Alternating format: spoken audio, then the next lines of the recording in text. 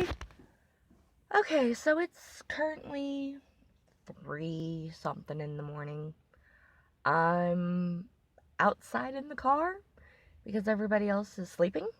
um, but I couldn't sleep until I did this. I've been thinking for a while about uploading a video on living with PNES, or psychogenic non-epileptic seizures, or what's called pseudo-seizures. Pseudo is actually a word that is derived from a Latin word that means fake. But anybody who has these seizures, they're not fake. They're terrifying. They hurt. It's all the same after issues as an epileptic seizure, except for it doesn't cause brain damage. So I get asked, well, what is it? PNES are actually attacks that look like epileptic seizures, but are not caused by abnormal brain electrical discharges. It's more commonly associated actually with patients who have PTSD. They are a manifestation of psychological distress. Sorry, it's creepy out here.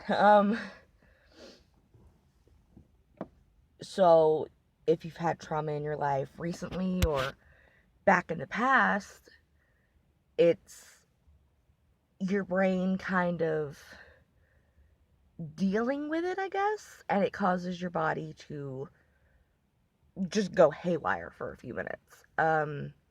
Signs of an attack, I get asked, like, what are the signs? What can I look out for?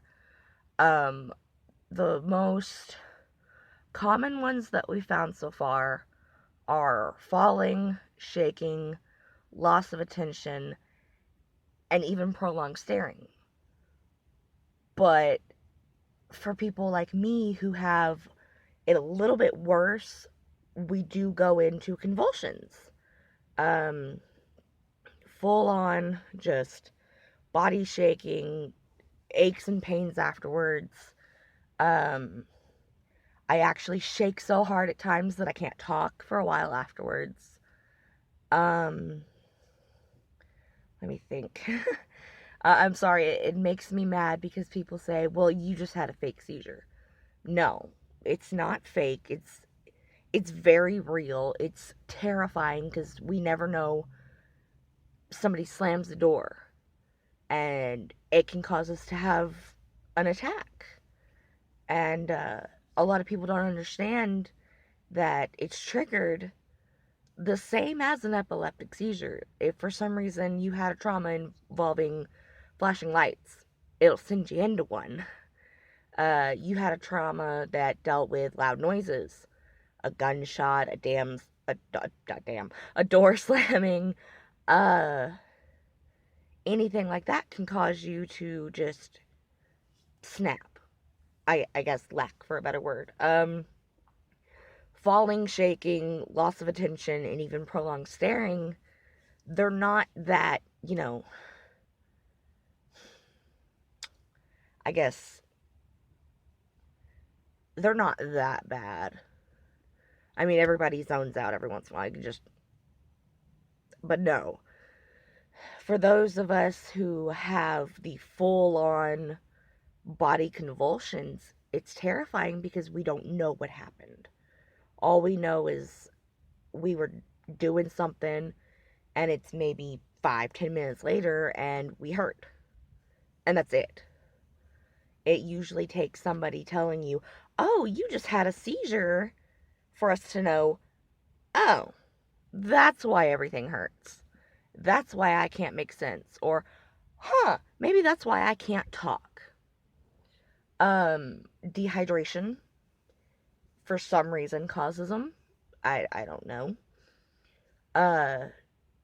Extreme stress, as I said, it's a manifestation of psychological distress. So, bills aren't working out, everything's going haywire, yeah, it'll send you into one. It's It's not fun. It's a real pain to have to be riding in the car and say you get pulled over and you're just riding and you have to beg and plead with the cops to turn off those lights or you know you're gonna be in pain. And half the time they're like, well, I don't know what that is, so I have to leave them on. And you end up just hurting and angry. Up until about a month ago, I didn't know what caused them. I knew what a few of my triggers were.